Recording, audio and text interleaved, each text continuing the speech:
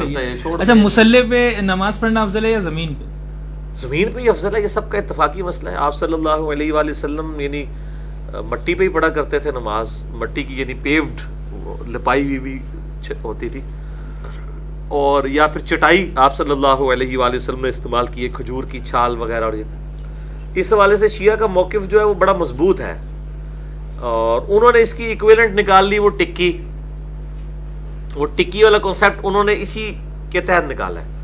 لیکن میں یہ سمجھتا ہوں یہ دین کے اندر انہوں نے ایک بدعت والا معاملہ کیا ہے کہ آپ نے دین میں ایک ایسی بڑی چیز داخل کی ہے کہ ہر بندے نے جیب میں ٹکی ڈالی ہوئی ہے، اب اس نے کرنا ہے. اس کی بجائے آپ اس کو ایمفسائز کرتے، جس طرح حرمین میں دیکھتا ہوں سخت سردیوں میں بھی، اور مجھے بڑا اچھا لگ رہا ہوتا ہے، جیسے ہی اقامت ہوتی ہے تو شیعہ جو ہے نا وہ ہمیشہ جہاں پہ ماربل ہوتا ہے نا وہاں پہ جا کے کھڑے ہو جاتے ہیں، صفے بنا لیتے ہیں.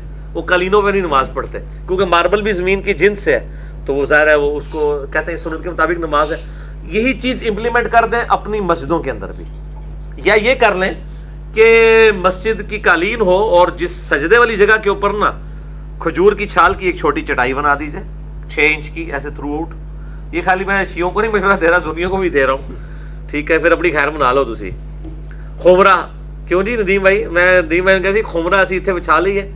خمرہ وہ چٹائی تھی نا جو آپ صلی اللہ علیہ وسلم کھجور کی چھال کی، وہ بھی زمین کی جنس سے ہوتی ہے نا، شیعہ کے نزدیک اس کے اوپر بھی ٹھیک ہے. یہ افضلیت اور غیر افضلیت کا مسئلہ تھا، یہ وہ حلال و حرام والا مسئلہ نہیں تھا. لیکن دونوں طرف چونکہ ضد آ گئی، اس کا الٹیمیٹ نتیجہ ہمارے سامنے ہے.